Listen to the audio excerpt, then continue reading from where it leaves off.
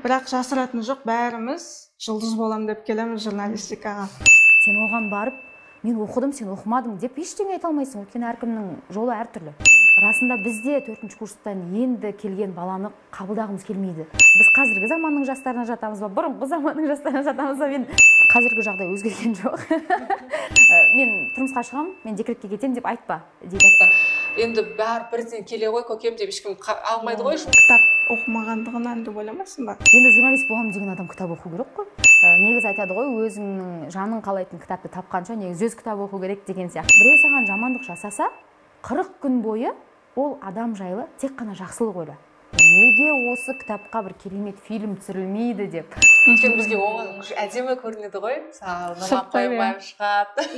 Сосын бәрі оңай сияқты, бәрі былай келетін сияқты. Әлі күнге дейін біз бұл сала кішкентай, кездесіп тұрамыз, жолығып тұрамыз.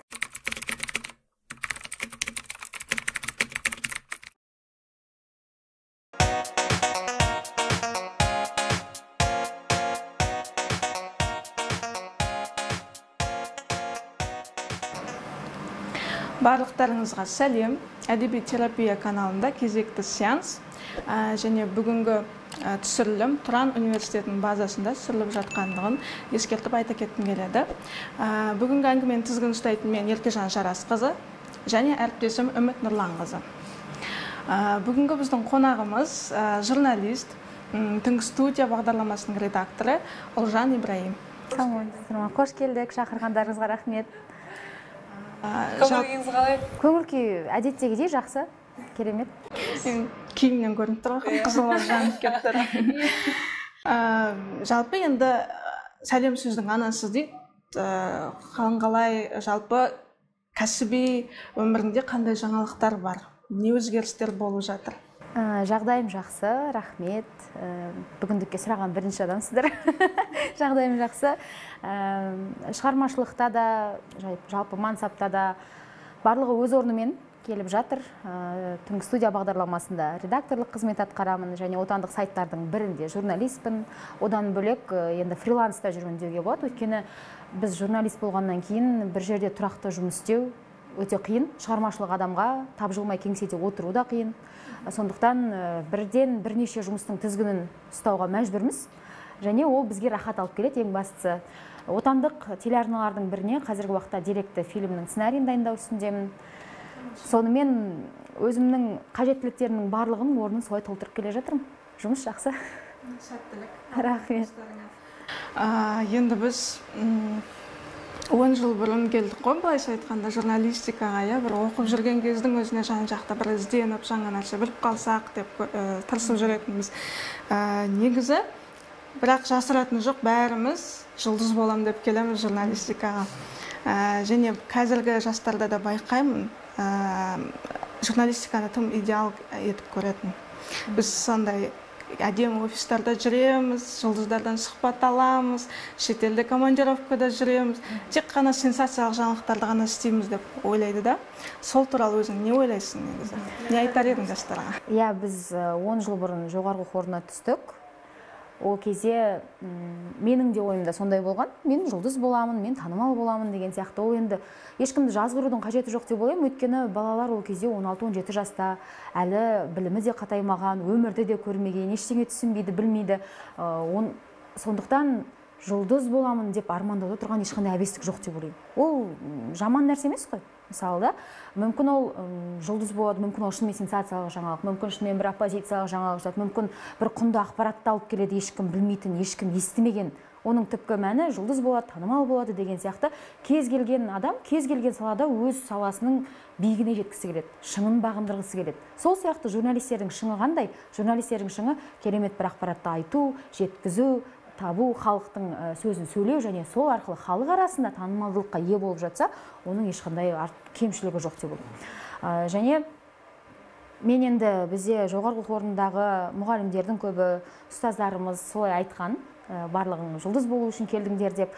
Білмеймін олар қазір қалай қабылдайды, бірақ мен қазір балаларға ол сөзді айта беріңдер дегім келеді. Өйткені өзіміздің де көзіміз жетіп жатыр. Мен қазір атын атап түсін түстеп немесе бір басқа біреудің қазанынан барып сендер тамақ жеп жатырсыңдар деп ешкімді айыптамаймын. Өйткені әркім өзінің біліміне, өзінің дағдысына, өзінің арман мақсатына, өзінің әрекетіне қарай жемісін жеп жатыр. Бірақ дегенмен де бізде көбіне студенттерге сен жұлдыз боламын деп келдің, сен жазуың керек, сен осылай телеарнаға емес бірінші газетте жазуың керек, жұмыс істеуің керек деп айтып біздің студенттер басылып қалады. Былай айтқанда, көбі іштей өздерін жеп, өзін сынап, мен осылай істеуім керек, мен шынымен де жұлдыз болуға келдім бе? Жоқ, мен журналистиканың майын ішуім керек, мен осылай жазуым керек деп жүрген кезде басқа саланың мамандары телеарнаға шығып кетіп жатыр. Басқа саланың мамандары осындай сынды естімеген, осындай сөзді естімеген студенттер шығып кетіп жатыр жарық болып. Оларға ештеңе дей алмайсың. Ал соңында қаласың өзің. Ал осы сынды көтеріп, осы жілігін шағып, майын ішіп көтерілетін журналистердің саны өте аз. Өкінішке қарай. Оқыған, негізі актерларда бөлінеді, оқыған және оқымаған деген сияқты. Менде журналистикада осындай болып кетті ғой. Иә, негізі мен қарап отырсам, кез келген салада, тек қана журналистикада емес, кез келген салада сондай екен. Сол салада жақсы білім алып, 4 жыл, 5 жыл оқып, зерттеп, мұғалімдерінен, кәсіби мамандардан білім алғандарға қарағанда, ол салаға жақын емес жүргендер жанып кетеді. Оның себебі қандай, не деген парадокс деймін бір жағынан. Қалай ол? Бірақ ешкімді кінәлай алмайсың, жасыра алмайсың. Мәселен, әншілердің арасында да бар, иә? Оқымаған әншілер дейді ғой. Бірақ өнерге әркімнің де бар таласы дегендей, таланты бар, дарыны бар. Сол сияқты журналистердің ішінде де туа біткен таланттары барлар бар. Сөйлей алады, камера жақсы көреді, эфирде жанып кетеді. Сен оған барып, мен оқыдым, сен оқымадың деп ештеңе айта алмайсың. Өйткені әркімнің жолы әртүрлі. Сондықтан баланың бетін қақпай, жұлдыз боласың. Сен бұйырса жұлдыз боласың, бірақ сен өзіңнің миссияңды ұмытпа журналист ретіндегі деп үйрету керек деп ойлаймын. Қазір журфакта журналист болуға бұл негізі бақ па әлде талант па әлде жұмыс па? Ну, еңбек па? Журналистика факультетін бітірген студенттерге, иә? Негізі енді бір пайыз талант қой, одан кейін 99% еңбек деген жауыр сөз бар ғой айтылған, оны қазір мен де айтқым келіп отыр. Қаншама біз талантты студенттерді көрдік. Шынына келгенде студент кезде ойлайсың, ай осы баладан шығады-ау, осы бала жарады-ау ертең деген ой болады. Бірақ жоқ болып кетеді. Ол мүмкін бәсекелестікке шыдамауы мүмкін, мүмкін жарты жолдан сынып қалуы мүмкін деген сияқты. Сондықтан ең бастысы еңбек деп ойлаймын. Еңбек, одан кейін тек қана артқа қарамау, алға жүру, ешқашан сынбау. Эгосын сындырып тастайтын сияқты ғой. Иә, эгосын, журналистикада көбіне эгосын сындырып тастайды. Өйткені бір жағынан біздің журналистика факультетінде жазылып тұрады ғой, дарындыларды даралайтын мекен деген. Ол сол кезде мағынасын түсінбеппіз, бірақ расында дарындыларды даралайтын мекен. Біз бәріміз мен мықтымын деп барғанбыз. Бәріміз солай бардық. Әрқайсымыз бір балғаймақтарымыз әр мектептен шыққан, біреуміз алтын белгіге бітірген, біреуміз тек қана үздік аттестатқа бітірген. Бірақ ол жаққа барғанда қаншама студент дәл сен сияқты. Сенен асқаны бар, сенен асқандары көбірек өзіңе солай көрінеді. Солармен тайталасып жүресің, соның ішінде суырылып шыққандар шықты, қалғандары өкінішке қарай сынып қалады. Бірақ оның ішінде талантты балалар бар еді. Бұл жерде адамға меніңше мінез керек, өжеттілік керек, және отбасынан бала кезден берілетін сенімділік керек. Сенімділік болмаса, көп бала сынып қалды, оны өзімізде көріп жатырмыз. Әттеген ай деп отырасың кейде. Мұндай жағдайлар бар. Жалпы, осы тұста айта кетейінші, талант, еңбек деп жатырмыз ғой. Бізде, мәселен, қазір әлеуметтік желіде көптеген видеолар шығып жатады, ән айтып жатқандар, мәселен, үй жинап жатып ән айтады, құрылыста жүріп ән айтады. Сол кезде бәрінің жазатыны бар, талант бар, таныс жоқ дейді. Олай шешім, тұжырым шығару қажет жоқ деп ойлаймын. Өйткені біз білмейміз ғой, ол адам, бізде қаншама қазір таланттар жүр. Бізде эфирде қаншама таланттар жүр, шетелдік байқауларға қаншама таланттарымыз барып жатыр. Біз оларды байқамаймыз да. Біз әлеуметтік желіде бір ауылда жүрген таланттарды байқаймыз да, талант бар, таныс жоқ. Танысы жоқ болып көтерілген таланттар өте көп. Бірақ біз оларды тыңдамаймыз. Кезінде Димаш Құдайбергенді де көп адам таныған жоқ. Славян базарында өтіп келген кезде кейіннен барып Қытайды мойындатқан соң ғана таныды да. Қазір мысалы Рухия Байдүкенова деген сияқты, Әділхан Макин деген сияқты қаншама біздің орындаушыларымыз бар. Бірақ оны қазір біреуді тоқтатып алып сұрасаң танымайды. Ал бірақ ауылдан шыққан ауылда бір қарапайым жерде жүрген адамды талант бар, таныс жоқ, деп тағы да кер тартпалық қалып келеді да. Мәселен, салыстырып қарайтын болсақ, екеуінде де талант бар, бірақ бір адам сынбай көтерілді, бір адам сынып қалды.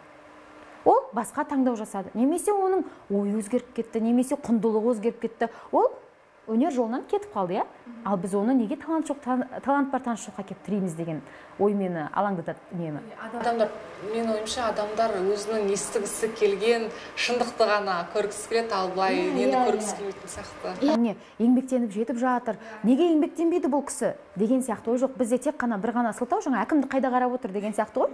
Соған келіп тіреледі, талант бар, таныс жоқ. Таланты бар, танысы жоқ, біздің эстрадада да әншілер көп. Мысалы, танысы жоқ болса да көтерілген дейінші. Өз күшімен көтерілген кәсіпкерлерің де көп. Шынына келгенде, біз үлгі аларлық жандар өте көп. Бірақ біз оларды байқамаймыз, біз тек қана минусты көреміз. Бір жағынан, екінші жағынан қарасаң, ол сол адамның өзінің таңдауы ғой. Мүмкін ол жай ғана хобби, ән айту. Мысалы, бізде де бос уақытта демалу үшін қандай да бір сурет салады, біреу ән айтады деген сияқты ғой. Жаңа әлеуметтік желілерді айтып жатырсың. Осы қазір әлеуметтік желі журналистикаға бір қалай бәсекелестік деп ойламайсың ба арада? Өйткені блогерлердің жаңалықты түбіне жетпей жатып таратып жіберуі кейде қоғамды дұрыс емес бағытқа ойлауға әкеп тастайтын сияқты. Мысалы, қалай айтса болады, түбіне жетпей жатып, мысалы, біреудің суретін салып жүреді, мынау мысалы осындай айлакер, қылмыскер деген сияқты. Болмаса, жеке тұлға, этика деген мәселеге қарамай жатады. Сол туралы.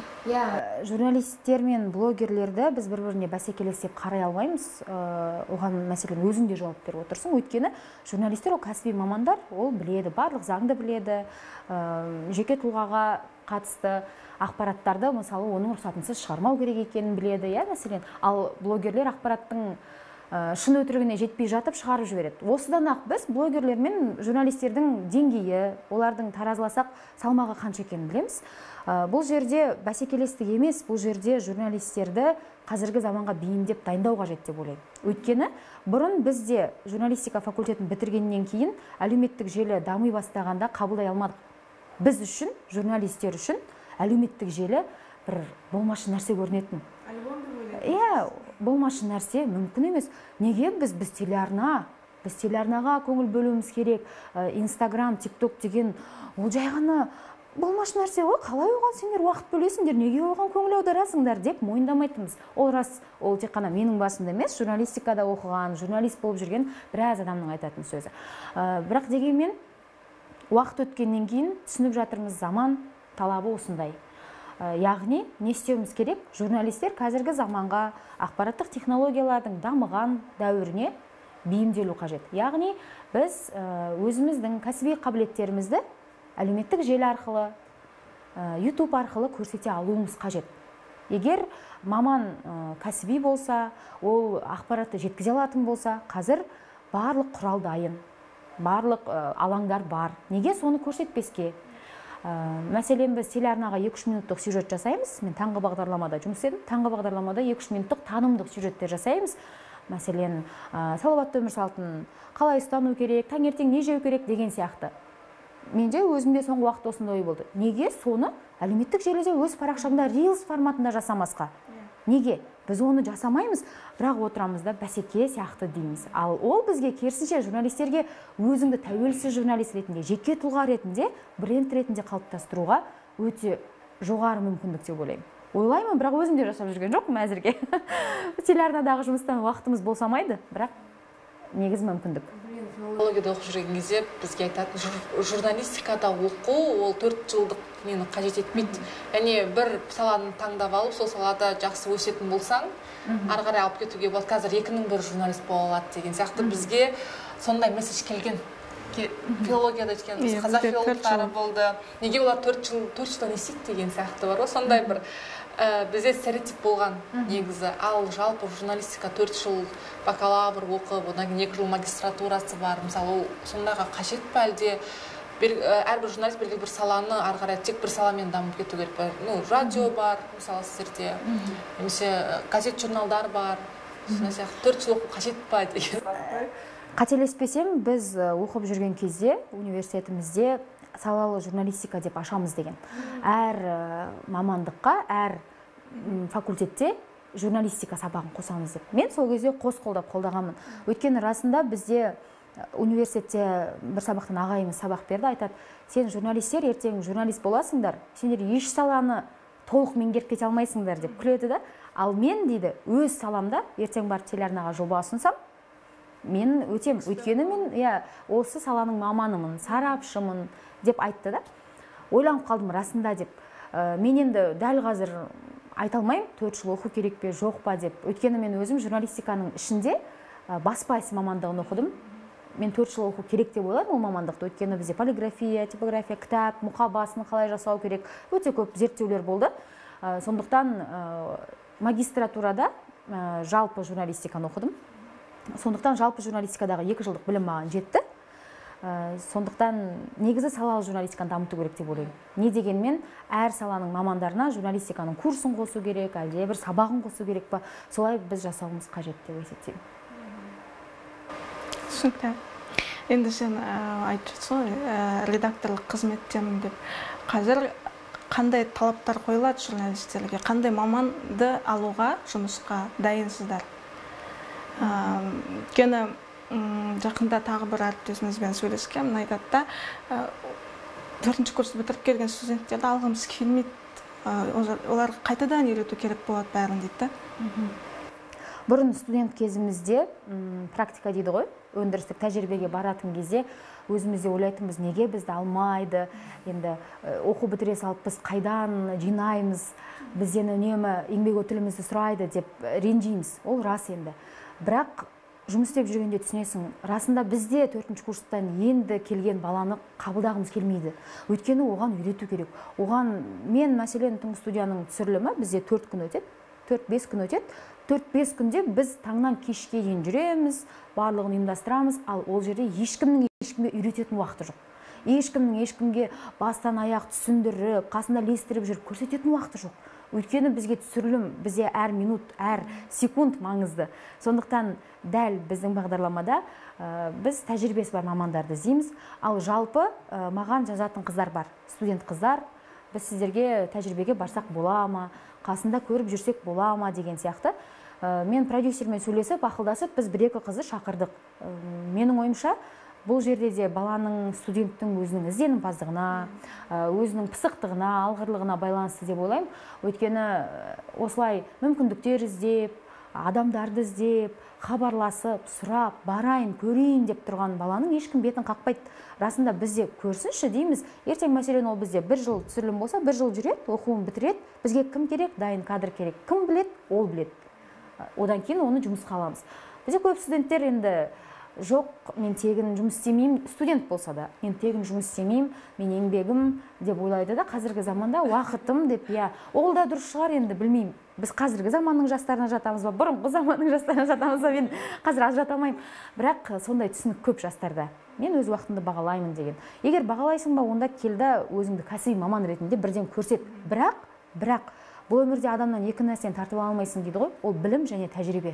Сенің білімің бар, бірақ тәжірибе жоқ. Ол кейбір білім болады, тәжірибе арқылы ғана келеді.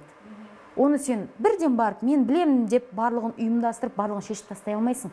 Ол адаммен қарым-қатынаста, ол түсірілімдерден кейін, ол бірнеше сенің қателіктерінен кейін түсінетін жағдайлар болады. Ал оның барлығы тәжірибе. Сондықтан жастарға айтарым, 3-4 курс кезде ешқандай ұялмай, ешқандай қорықпай, мүмкіндік іздеп, телеарналарда, газеттерде, сайттарда тәжірибеден өту керек деп ойлаймын. Тегін мақала жаз, тегін түсірілімдерге қатыс, тегін қонақтарды шақыр, тіпті шайын тасып жүрсең де, ол ешқандай студент үшін әбестік емес. Сондықтан, егер осы жолда өзімді танытамын десең, солай әрекет жасау керек. Немесе Инстаграм арқылы, қазіргі дайын алаңдар арқылы өзіңді дәлелдеп көрсет. Егер сен жеке тұлға ретінде қалыптасамын десең, ал егер командалық жұмыста істей аламын десең, онда командаға сіңісіп кету үшін өз тәжірибеңді ары қарай арттыру керек.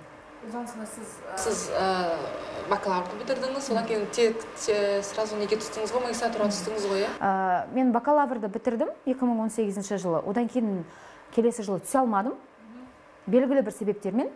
бір жылдан кейін бізде Қазақстанда жүйе өзгерді, оқуға түсу жүйесі өзгерді, ұбт сияқты форматқа ауыстық қой. Содан кейін ғана түстім. Өйткені ол кезде онлайн болды, ол кезде барлығын біз тестілеу орталығы арқылы шештік. Сол кезде оқуға түсіп, магистратураға Қазақ ұлттық университеті Әл-Фараби атындағы журналистика факультеті. Сонда бір жыл не істедіңіз сіз арасында? Бір жылда мен жұмыс істедім. Мен университет бітіре салып, бірден 2 аптаның ішінде жұмысқа кіріп кеттім. Ресми түрде. Содан кейін жұмыс істеп жүрдім да, магистратураға тапсырдым. Мүмкіндік болған жоқ. Одан кейін 1 жыл жұмыс істедім. Қасымдағы қыздар магистратура оқып жүргенде қатты қызығып соларға, жоқ, мен бәрібір де келесі жылы тапсырамын деп, келесі жылы тапсырдым. Бірақ сол жұмысыммен қатар алып жүруге мүмкіндік болғаннан кейін қорықпай, кідірмей тапсырдым. Сол қандай салада, журналистика саласында істедіңіз ғой? Иә, журналистика саласында сайтта жұмыс істедім. Сайтта жұмыс істеймін, түске дейін, таңғы 7-ден түскі 2-ге дейін жұмыс істеймін.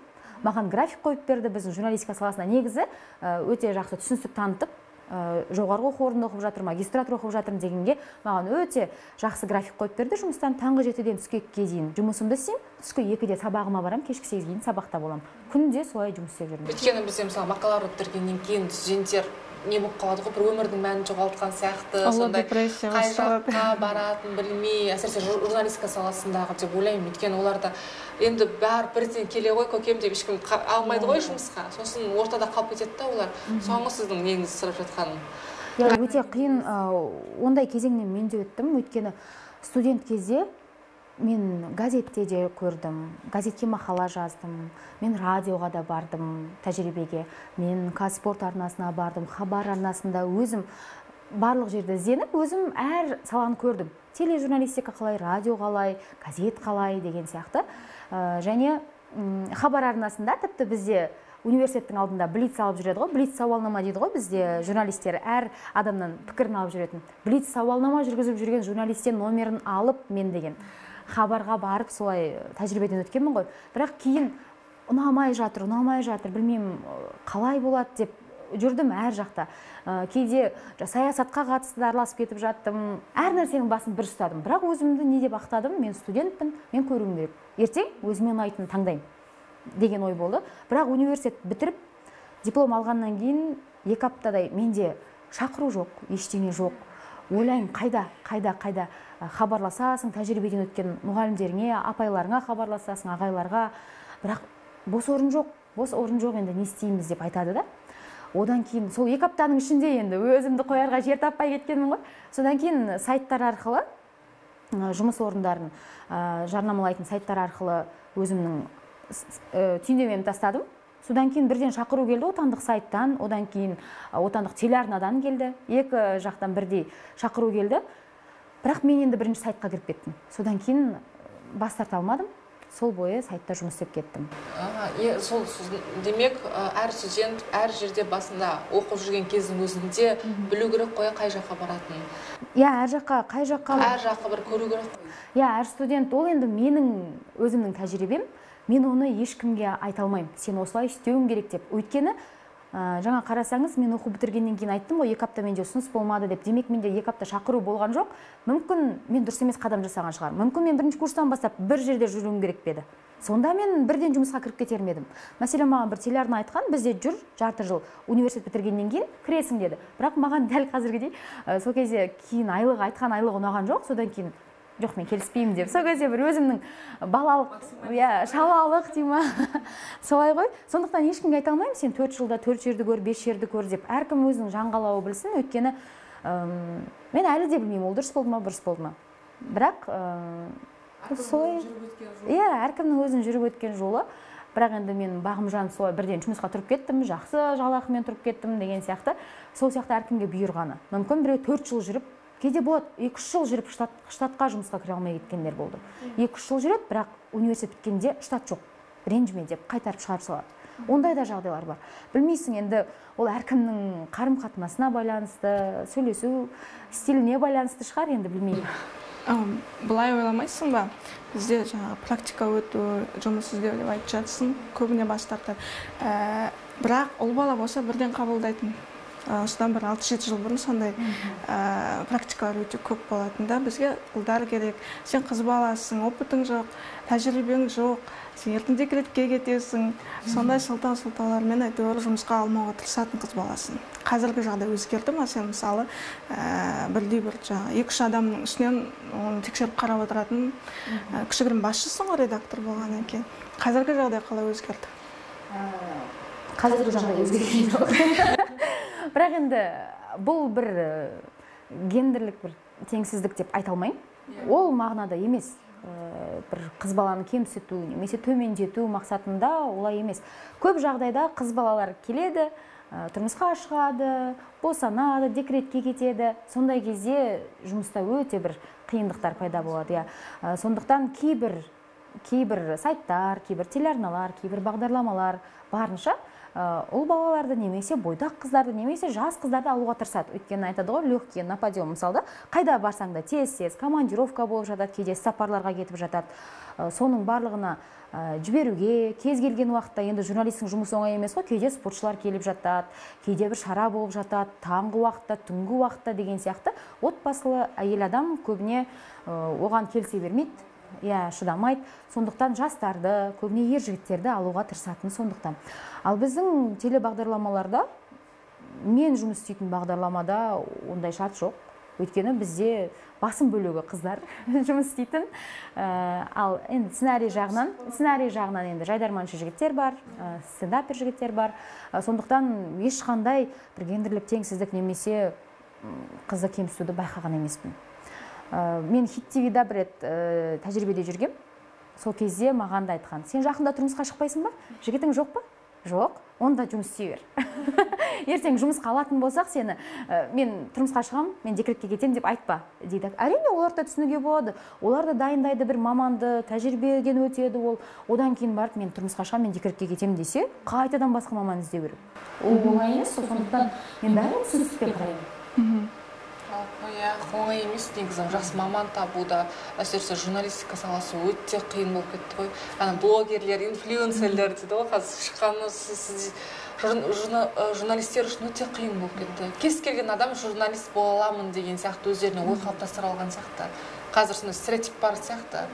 Оқымай-ақ кез келген адам курс оқып немесе басқа өзінің бір нелерін атын шығарып алады да, мен журналистпін деп телебағдарламаларда жүре береді мысалы. Заманға сондай болып кетті. Шынымен, ал енді осы жерде біздің журналистерге не кедергі? Ешқандай кедергі жоқ. Егер сол блогерлердің орнын басамын десе, блогерлерге жол бермеймін десе, мен өзімнің кәсіби маман екенімді дәлелдеймін, олар менің жұмысыма араласпау керек, мен өзімді дәлелдеуім керек десе, ешкімге ешқандай кедергі қойып жатқан жоқ. Бәрінің қолында смартфоны бар, бәріне бірдей берілген мүмкіндік. Сол блогерлерден озып кет, асып кет, ешкім қой демейді. Бұл жерде мен блогерлерді жамандағым келмейді да. Өйткені олар да халыққа білгенін бөліскісі келеді. Енді кішкене кәсібилік жағынан тұралайтыны болмаса, халыққа білгенін айтқысы келеді, көргенін жеткізгісі келеді деген сияқты. Олардың да әрекетінен ешқандай әбестік байқамаймын.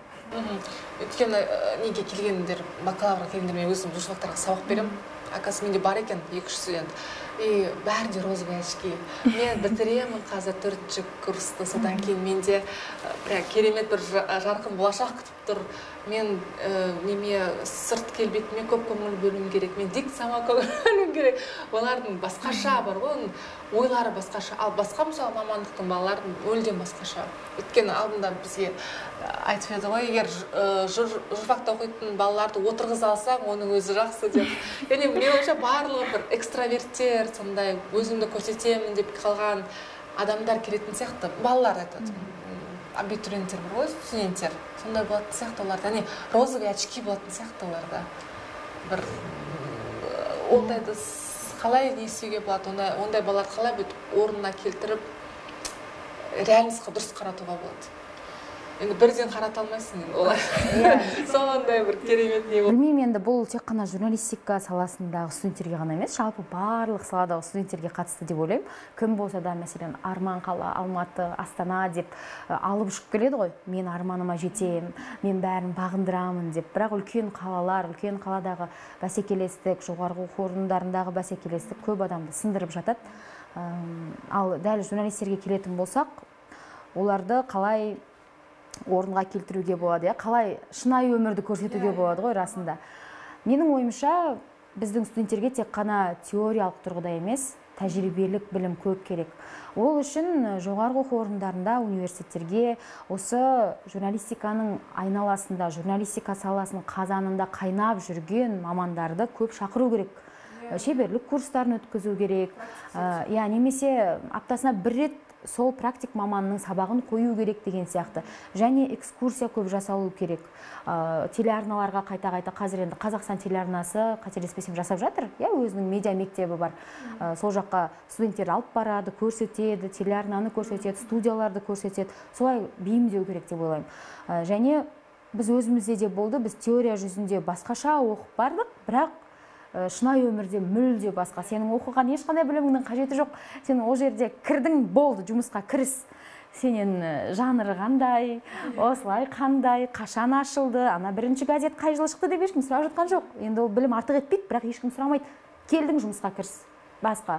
Барда анықтап кел, біліп кел, сұхбат алып кел, болды. Солай үйренесің да. Сол себепті білмеймін, енді қалай жолын табуға болады, айына бір рет, бір апта бір қайта-қайта тәжірибеге жіберіп тұру керек пе, білмеймін. Бірақ біздің Әл-Фараби атындағы Қазақ ұлттық университетінде мәселен телерадио кешен болды. Көбіне оған студенттердің өзі қызықпайды. Мен соған таңғалатынмын. Мен сол жақта жұмыс істеп жүрдім. Шынын айтқанда біздің журналистерге нағыз қажетті, енді екі сөз бар ғой, ЗКТ синхрон деген. Біз студент кезден бастап ЗКТ синхрон болды. Закадровый текст, кадр сыртындағы мәтін және сұхбат синхрон. Сол екеуін мен студент кезде сол телерадио кешенге барып жүріп білдім. Екінші курста мен өзім барып, үйренейін, көрейін деп, біз Әл-Фараби медиа деп өзіміз аштық. Бүкіл Казгудың студенттері, солардың жаңалықтары бәрі сол жерге шығып тұрды. Ал бізде әр факультеттің корпусы әр жақта ғой, сол жақын бәрінде теледидар тұратын, және біздің түсірген сюжеттеріміз әр факультетте көрсетіліп тұратын. Бұлайша айтқанда, ол кішігірім ғана дүние, бірақ бізге қаншама тәжірибе берді, менің өзіме. Мен мәселен бірінші курсты кастинг жасап аламын да, студенттерді жинайым, жақсы сөйлейтін, дикциясы бар, қызығушылығы бар, жанып тұрған студенттерді мен жинап аламын да, ертең, мәселен, кіші залда конференция өтеді, мына залда концерт өтеді, сендер барып соны түсіріп келіңдер деп айтамыз. Қасында операторы болады, міндетті түрде бізде операторлар жүрді, оператормен барады, сұхбат алады, кадр сыртындағы мәтінді жазады, кәдімгі толыққанды сюжет жасап маған өткізеді. Мен оны тексерем, содан эфирге жіберем біздің жетекшімізге. Одан кейін ол әр университетте, әр факультетте көрініп тұрады. Ал оны көрген студент кішкене қызығушылығы артып, өзі жасағысы келіп кетеді. Шынын айтқанда, көп студенттер тіпті университет бітіргенде ЗКТ синхронды білмей жатады. Ол қалай жазам оны? Рыбасын жинау деді ғой бізде, рыбасын жинау дегенді білмейді мәселен.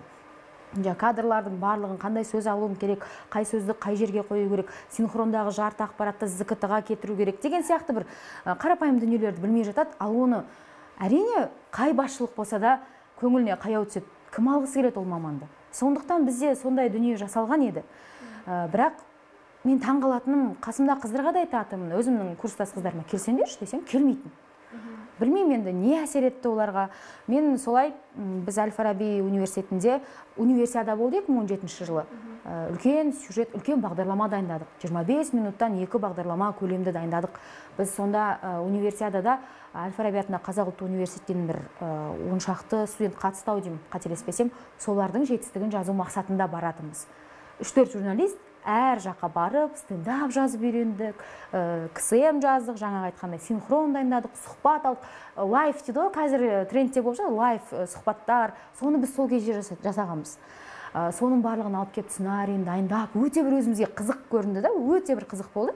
Және оны өткіздік, ол басшылыққа да ұнады. Қазір қарап отырсам, оның өзі үлкен бір жұмыс екен. Одан кейін дайын маман болып келдік расында. Қазір сол кездегі жұмыс істеп жүрген қасымдағы жігіттер Қазақстан телеарнасында, мәселен, шеф-редактор болып бағдарламаларда жұмыс істеп жатыр. Оның бәрі осы университеттегі білімнің жемісі, тәжірибенің жемісі. Ал оған студенттердің өзінің де кінәсі бар. Көп жағдайда бізде мектептегі әбден үпіттеп қалғанға үйреніп қалған, ұстаздардың жаным күнім оқи ғой дегеніне үйреніп қалған.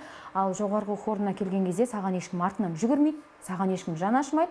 Сен толыққанды адамсың, толыққанды тұлға ретінде қалыптасу үшін өз жолыңды өзің табуың керек, өзің ізденіп, өзің мұғалімнің артынан қалмай, мен бір журналға барғым келеді, мен бір тәжірибеден өткім келеді, тауып беріңізші десең, тауып береді, ешкім қарсы емес. Біздікілер жай ғана сұрамайды, ізденбейді, қашады.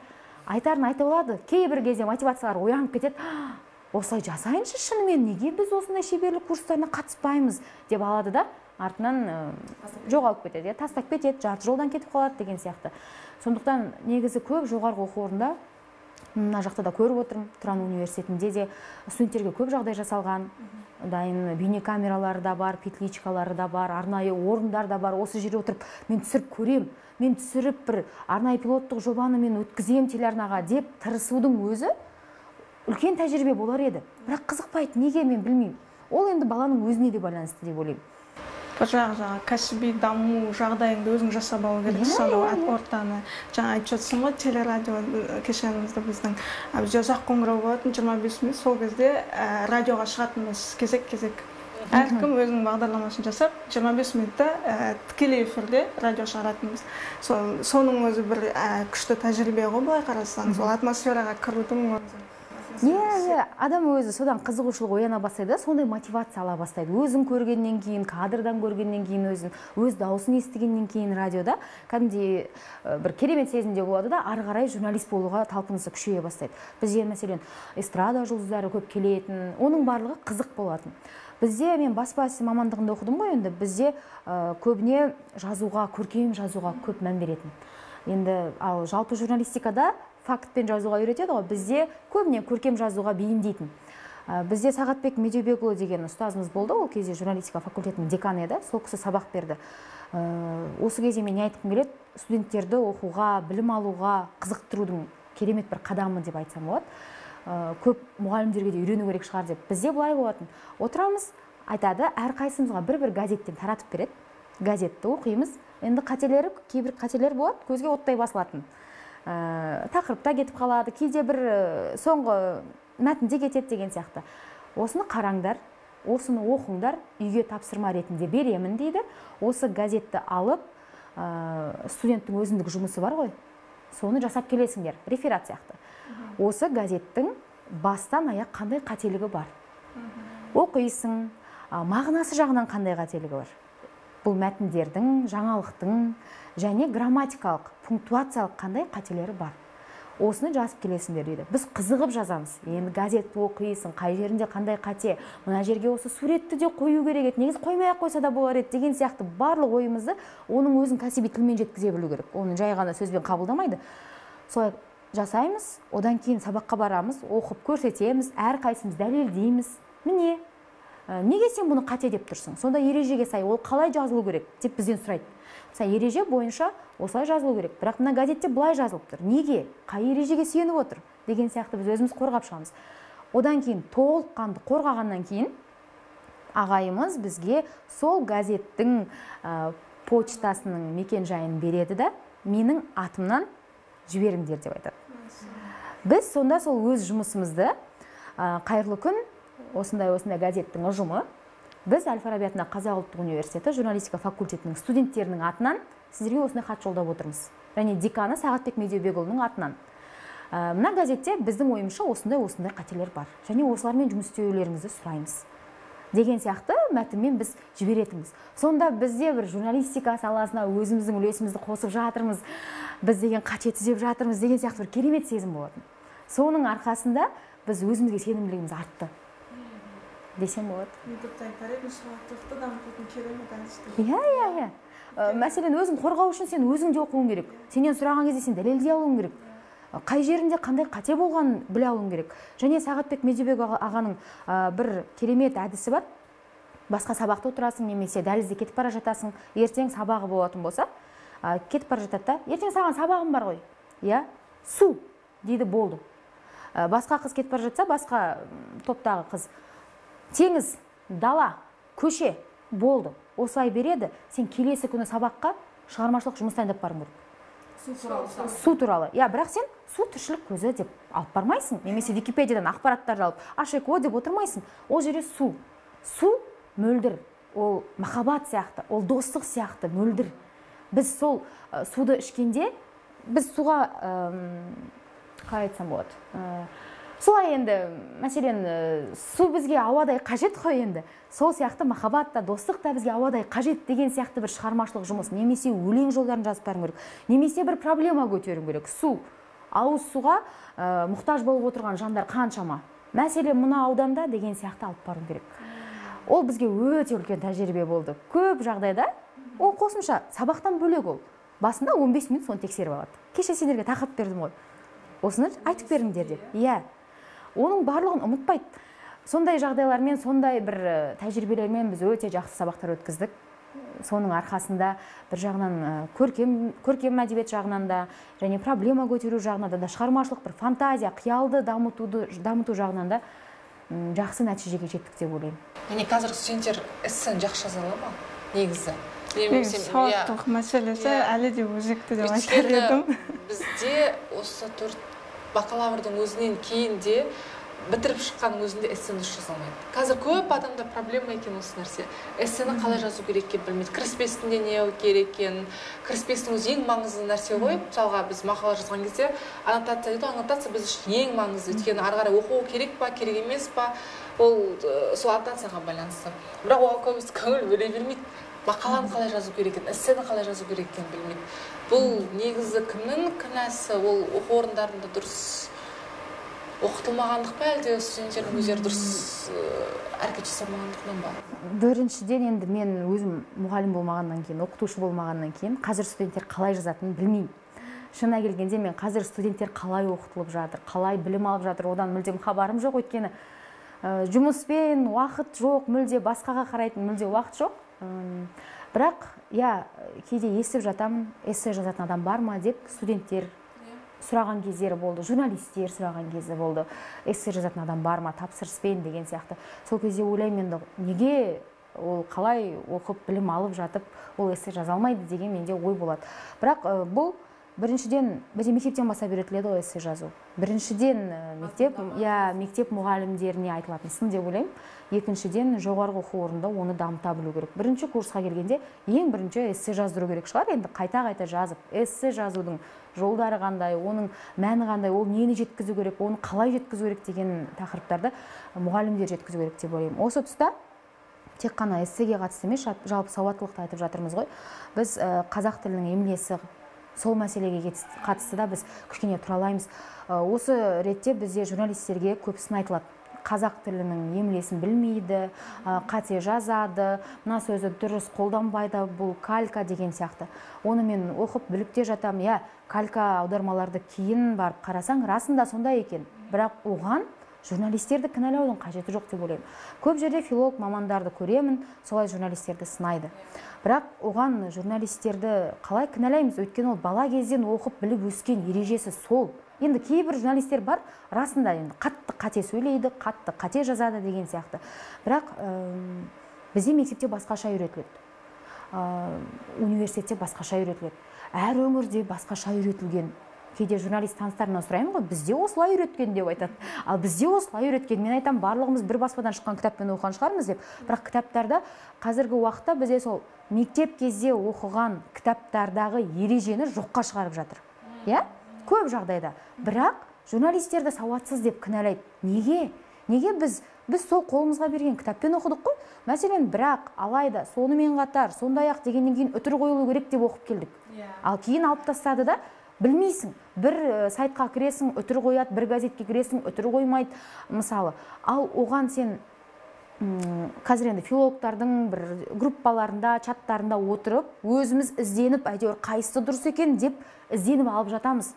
Бірақ неге бізді кінәлау керек деп ойлаймын да? Неге? Бізде сол мектептен оқыдық, қазір мысалы ауылға, немесе қаладағы тіпті мектептердегі мұғалімдерден сұрасаң, олар солай айтады. Осы салада жүрген мамандар, білім саласында жүрген мамандардың өзі солай сөйлейді да, ал біздің журналистерге олай сөйлеуге болмайды екен да, сауатсыз екен. Неге? Ондай болса, филолог мамандар менің ойымша үлкен бір ереже бекіту керек. Бастан аяқ ереже бекітіп, тиісті министрлікпен бірге жасап, ол ережені бекітіп, тек қана ережені сөз түзер деген сияқты бір ғана ережені қойып қана қоймай, оны бүкіл мектепті бірінші сыныптан бастап кітапқа енгізу керек. Содан кейін ғана сауаттылық жайлы әңгіме айтуға болады. Ал біз, мен енді өзіме қабылдай бермеймін көбіне, бірақ көп жерде әріптестерім үшін жаным ашып жатады да. Неге сөз ести береді деп. Журналистер басқа жақтан оқып келген жоқ қой, бәрі сол бір кітаппен оқыды. Калька екенін енді ғана біліп жатқандар бар, мәселен, тіпті бұрынғы кейбір әдеби кітаптарды қарасаң да солай жазылған. Ал ол кейін калька болып шықты. Ол журналистерден басқа бәрі солай сөйлейді, бәрі солай айтады, бірақ дәл журналистер сауатсыз болып қалады да, сондай кезде. Рахмет үлкен, рахмет көп. Азаматша. Мәселен, өкінішке орай, біздер расында бірінші сыныптан бастап солай үйрендік қой, өкінішке орай. Бірақ кейін өкінішке қарай деді. Мағыналы жағынан қарасаң дұрыс. Енді өкінішке орай болмайды, мерейтойға орай деп айтамыз. Неге осыған дейін ойланбағанбыз деп ойлайсың да, бірақ соның бәрін филологтардан оқып, біліп, біз қабылдап жатырмыз, қазір түзеліп жатырмыз. Қазір көбі уже өкінішке қарай деп айтады. Одан кейін айтуға болады, баруға болады, айтатын боламыз, көретін боламыз, барлықтарыңызға деген сияқты сөздердің бәрінің қателерін түзеп жатырмыз.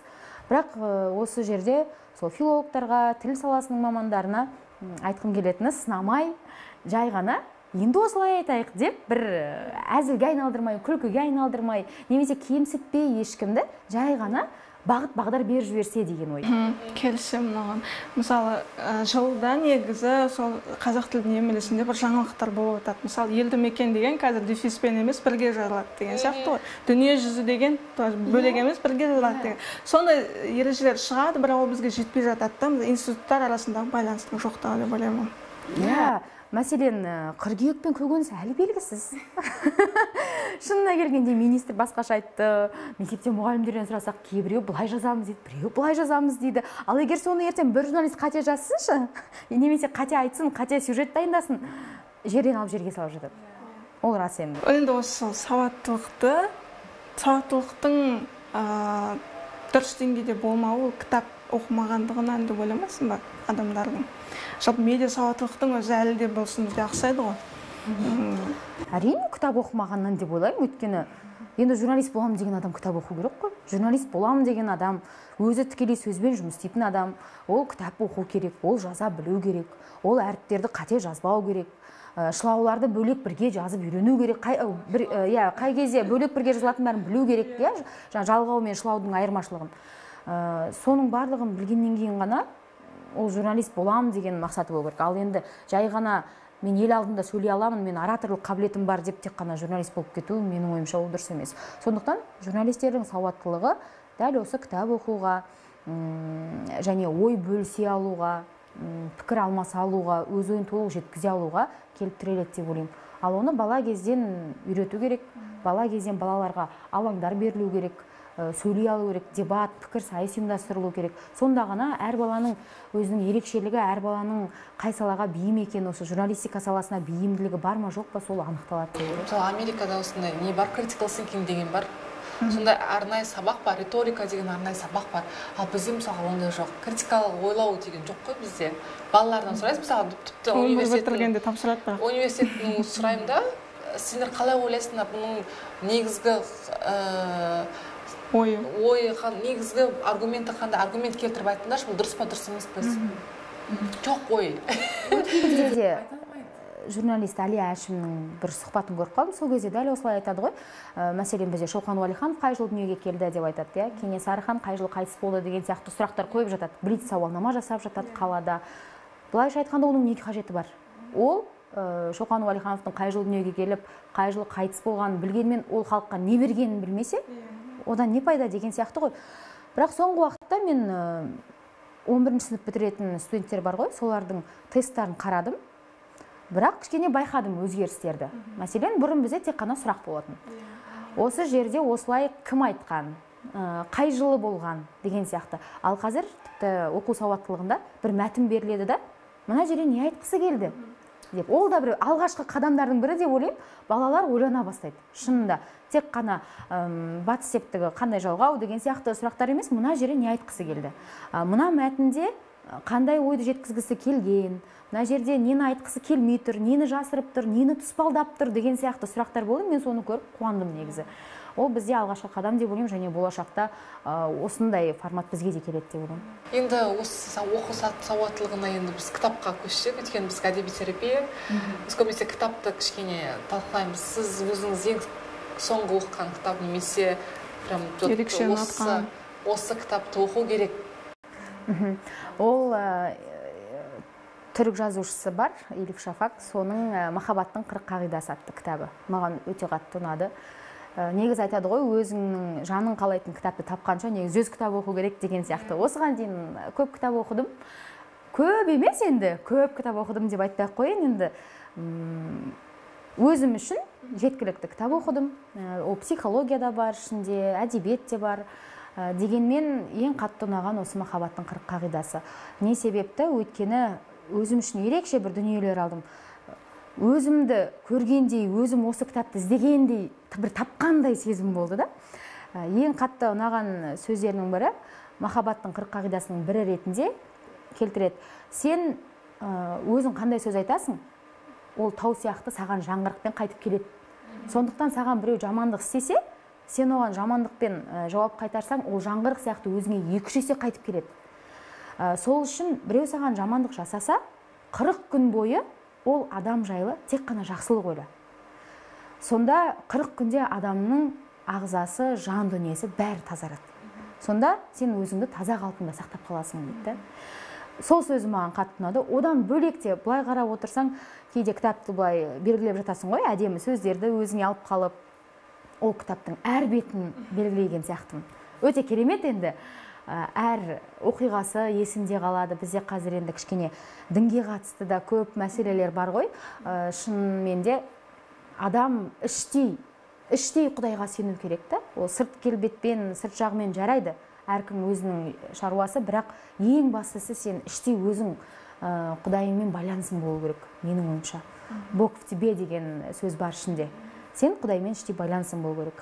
Мәселен, бір жағдайды көрсеткен, бір қыз, Роуз есімді қыз, жастайынан жетім қалады да.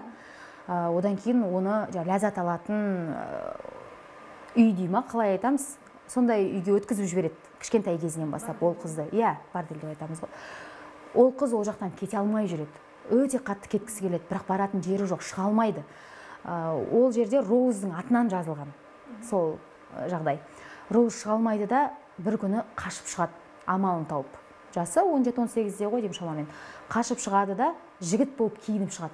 Шашының барлығын орап, мен мешітке барғым келеді, мен Құдайдан бәрі үшін кешірім сұрап, мен дұрыс жолға өзім еркін өмір сүргім келеді, мен мынандай ластықтан кеткім келеді деген оймен мешітке барады. Сол кезде мешітке барған кезде көп ер адамдар жиналып отырады мешітте намазға, қателеспесем. Сол кезде Роуз барған кезде байқамай басындағы шешіліп кетеді ғой орамалы. Сол кезде оның қыз екені білініп қалады да, бәрі айтады, мына жақта жезөкше жүр, неге бұл жүр, оның деген мешітке кіруге қандай құқығы бар деп, ана жақта бәрі таспен ұрып, ол қыз қашады. Сол кезде Дәруш дейміз ғой, Шамс Тебризи деген кісі, атақты, сол жағдайдың бәрін бақылап тұрады да, сонда айтады, кім Құдайға жақын сонда? Кімнің жаны таза? Кім иманды дейді ғой енді бұлайша айтқанда. Кімнің жаны таза, кім Құдайға жақын? Роуз ба әлде таспен атқылаған адамдар ма? Сен өзің бардың, өзіңнің құлшылығыңды жаса, өзіңнің Құдаймен байланысыңды орнат, ал сен жақсы болам деп келіп отырған адамға неге олай жасайсың? Тіпті ол қандай ниетпен келіп отырса да, сен ол үшін Құдайдың атынан оған шешім шығаратын сен кімсің? Кімсің сен оны жазғыратын, оны мешіттен қуып шығатын, Құдайдың үйінен қуып шығатын сен кімсің? Деген сияқты өте бір керемет әңгімелер жазылған. Содан ақ адам әркім өзіне ала алады деп ойлаймын. Ол жерде мәселен мешітте отырған адамдарға қарағанда Роуздың ниеті таза болып тұр да сол жерде. Сол сияқты әркім оқыған кезде өзіне бір керемет жан дүниесін байытатын рухани дүниелер алады деп ойлаймын. Элиф Шафак өзі әйелінің есін. Иә. Жақсы ашады. Ол өзі Британияда отырып, түріктен қыздарды ашығынан жақсы ашады. Сонысымен тартады ғой негізі. Біздің қазақта ондай жоқ, қазақ жазушыларының әйел тақырыбын сондай бір жақсы бір деңгейге, әлемдік деңгейге көтерген, мен ойымша, ондай әлі енді бұйырса мен шығады деп ойлаймын негізі. Өйткені әйел тақырыбы, қазақтың әйелдерінің тақырыбы да әлі де ашылмаған бір образ сияқты әлі де ашылу керек образ болатын. Образдардың барлығы ер адамдардан жасалма. Ал қазақ әдебиетінен оқыған бір туындыларың бар ма? Қазақ әдебиетінен маған ең қатты ұнайтын шығармалардың бірі Тахауи Ахтановтың «Шырағың сөнбесін» кітабы. Мен өте қатты, мен тіпті ойлайтынмын, достарыма да айтатынмын, неге осы кітапқа бір керемет фильм түсірілмейді деп. Ең соңғы қорытындысы тіпті адам таң қалдырады да. Енді мен екі батырдың, екі қаһарманның былайша айтқанда ұрпағын алып қалып отырмын деген сөз мен денемді тітіркендіріп жіберді. Қандай қиындықтан өтеді, бір жағынан бір кинода отырған сияқты сезім болады өзіңде. Бастан аяқ олардың бірге жиналып тамақ істеп отырғандары, бәрі кейін сарбазбен бірге қашқаны, жаңағы пойызға отырғаны, бәрі көз алдыңда, көз алдыңда кино сияқты бір фильм ретінде өтеді да. Бір сәтте оқып шықтым деуге болады, тоқтамай. Бұл мысалы Тахауи Ахтановтың шығармалары соғыс көксезінде ғой негізі, бірақ соған бір сюжет, соның бір несінен бір сюжет. Дайын сюжет. Дайын фильм сияқты көрінеді. Маған солай бірден, тіпті тақырыбының өзі қандай ерекше да, шырағың сөнбесін. Не үшін шырағың сөнбесін, мен соңына дейін түсінбей отырдым да, баста қалған кезде. Неге шырағың сөнбесін, неге деп, бірақ соңында бүкіл кітап көз алдымнан өтті, қайтадан соңғы сөздерін оқыған кезде өте қатты әсер алдым. Қазір енді сіз Нұрлан Қоянбаевпен жұмыс жасағансыз, түнгі студияда. Бұрында ол ескі нұсқасы болды, қазір жаңа. Қазір жаңа басқа телеарнада шығып жатыр, жаңа түнгі студияда. Осы жолы, осы маусымда бізде жаңа түнгі студияда 16 қыз шығады. Нұрлан Қоянбаев пен 16 қыз деген жоба. Енді шынымды айтсам, мұндай жоба болмаған сияқты, мұндай ерекшелік деген сияқты отандық бағдарламаларда керемет идея, өзімізге де қатты ұнады. Нұрлан Қоянбаев пен 16 қыз бір жағынан қазір эстрадада жүрген, жалпы кино саласында жүрген, танымал біздің қыздарымызға өте бір керемет мүмкіндік, өзін журналист ретінде, жүргізуші ретінде сынап көруге, және біздің бағдарламаға да бір ерекше сән береді. Көрермен де күтеді, келесі жолы кім болады екен, кім қалай жүргізеді екен деген сияқты. Және 16 бағдарламада 16 қыз жүргізеді, әртүрлі қыз. Және әр қонақты әртүрлі қыз әртүрлі жағынан аша біледі деп ойлаймын. Сондықтан өте қызықты болды. Әрине жұмыс барысы қиын болды. Ол барлығын түсірілімді үйлестіру, ұйымдастыру жұмыстары өте қиын, бірақ жемісі болып жатыр. Көрермен көңілінен шығады. Әдемі көрінеді ғой, Нұрлан Қоянбаев шығады. Сосын бәрі оңай сияқты, бәрі былай келетін сияқты, бірақ артында қаншама адамның несі көрмейді да, жұмысын көрмейді. Бізде тек қана Нұрлан Қоянбаевтың түрі ғана былай көрінеді, ал былай сыртта болып жатқан закулис дейді ғой. Кадр сыртында өте қызық, қиын жұмыс жүреді, бірақ ең бастысы бізде Нұрлан мырзаның өзі өте көңілді және өте команданы жақсы ұйымдастыра біледі. Біздің жиналыстарымыз да әзілмен, күлкімен өтеді. Сондықтан біздің басшылық өзі сондай жеңіл аурадағы адамдар дейді ғой, жеңіл вайбтағы адамдар болғаннан кейін, және біздің сценаристеріміз жайдарманшылар ғой, өздері күлкіге жақын, әрдайым әзілдеп, күліп, ойнап жүргеннен кейін бізге қиындық аса қатты білінбейді. Шаршайсың, бірақ өте бір приятная усталость дейді, сондай болады да. Сол себепті мен ойлаймын, бір жағынан бұл бағдарламаның жақсы рейтинг беруде, көрермен көңілінен орын табуы осы ұжымға да тікелей байланысты деп, ұжымның арасындағы атмосфераға, ұжымның арасындағы көңіл күйге байланысты деп, барлығын шын жүректен жасағаннан кейін, шын ниетпен, шын жүрекпен, жұмыс қой осы деп емес, рахат үшін жасағаннан кейін осындай нәтиже береді деп ойлаймын. Енді сізде қандай жаңалық бар, қандай жоспарыңыз бар, қалай ары қарай дамайсыз деген сияқты? Негізі бізде, білмеймін бұл айтқаным дұрыс па, дұрыс емес па, бірақ журналистика саласында кішкене қаражат жағынан қиын. көп журналистерге бір жерде жұмыс істеу деген некен саяқ ондай адамдар жоқтың қасы. Бір-екі жерде жұмыс істеу керек, қаржы табу үшін күндіз түні тірлік істеуің керек деген сияқты. Одан да шаршайсың, қыз баласы болғаннан кейін кішкене жаның нәзік, өзің түрлі күйзелістерге де кішкене бейім боласың. Қыз бала болғаннан эмоционалды тұрғыда әртүрлі жағдайлар болады ғой. Сондықтан кейде журналистикамен қатар басқа саланы алып көрсем ба дегенде ой болады. Бір жастық максимализм, мамандыққа деген махаббатым өтіп бара жатқан сияқты, оның дәуірі орнын кішкене материалдық жағдай басып кетіп жатқан сияқты. Сондықтан тастамаймын журналистиканы, бірақ кішкене қосымша табыс көзін тапсам, кішкене кәсіпкерлікке бет бұрсам деген де ой бар да. Тұрақты емес қой? Иә. Жоба бітіп. Мен тұрақты жұмысым бар, мен сайтта тұрақты жұмыс істеймін, бірақ бізде жұмыс қашықтан жүреді. Біз карантиннен кейін 5 жылдың көлемі болып қалды, қашықтан жұмыс істейміз. Ешқандай кеңсеге бармаймыз, тек қана уақытылы жұмысымызды істеп, материалдарымызды дайындап отырсақ болды. Сондықтан онлайн кәсіп жүргізуге де болатын шығар деп ойлаймын. Бірақ журналистика саласында енді жақында эфирге бағдарлама шығады. Түнгі студияның бір бағдарламасын өзім тізгіндедім. Қалай шығады көреміз. Егер содан кейін мүмкіндіктер, кастингтер болып жатса, басқа жобаларда бақ сынауға дайынмын, бірақ аса қатты баспен кіріп кетіп, басқа нәрселерге назар аудармайтындай жағдайда болмаймын. Одан бөлек кішкене шығармашылыққа бет бұрсам деп отырмын. Енді, мен ән айтам, гитарадан айтам. Сондықтан шығармашылық қазіргі уақытта бірінші орында тұр. Кішкене өйткені былайша айтқанда журналист ретінде өзімнің еңбегімді көрсетіп, жұмыс істеп, рахаттанып жүрмін. Бірақ адамда бір хобби деген болады, өзінің ерекше бір творчестволық жағынан қабілеттері болады ғой, әркімнің жеке бір қабілеті болады ғой, соны дамытқым келеді. Сондықтан қалай түсіндірсем болады, мына сөйлемді басына айтып жіберейінші, кешірім сұраймын. Ойымды жеткізе алмай қалдым ғой. Жалпы мен журналист ретінде өз жұмысымды істеп, өзімді қанағаттандырып жүрмін. Ал енді творчестволық жағынан да осындай деңгейге жеткім келеді. Хоббиімді ары қарай дамытып, жүзеге асырып, бір жетістікке жетсем, бір биікті бағындырсам деген ой бар. Енді әр саланың басын бұрыстау деп те айтуға бола ма, жоқ па білмеймін, бірақ адам өз қалаған істеу керек қой енді. Ешқандай шектеу жоқ, ешқандай бізде тыйым жоқ деген сияқты. Сондықтан денсаулығы да адамның, жеке өмірі де, хоббиі да, жұмысы да бәрі бір толыққанды қанағаттанған кезде адам бақытты болады деп ойлаймын. Сондықтан қазіргі уақытта жұмыстан бөлек сол хоббиіме назар аударғым келіп жүр. Соңғы сұрақты қойайын дедім. Жалпы журналист болам деген студенттерге, немесе журналистикада оқып жүрген студенттерге не айтар едіңіз? Журналист болам деген студенттерге тек қана теория жүзінде оқи бермей, студент кезден бастап телеарналарды, газеттерді, сайттарды, радиоларды жағалаңыздар деп айтқым келеді.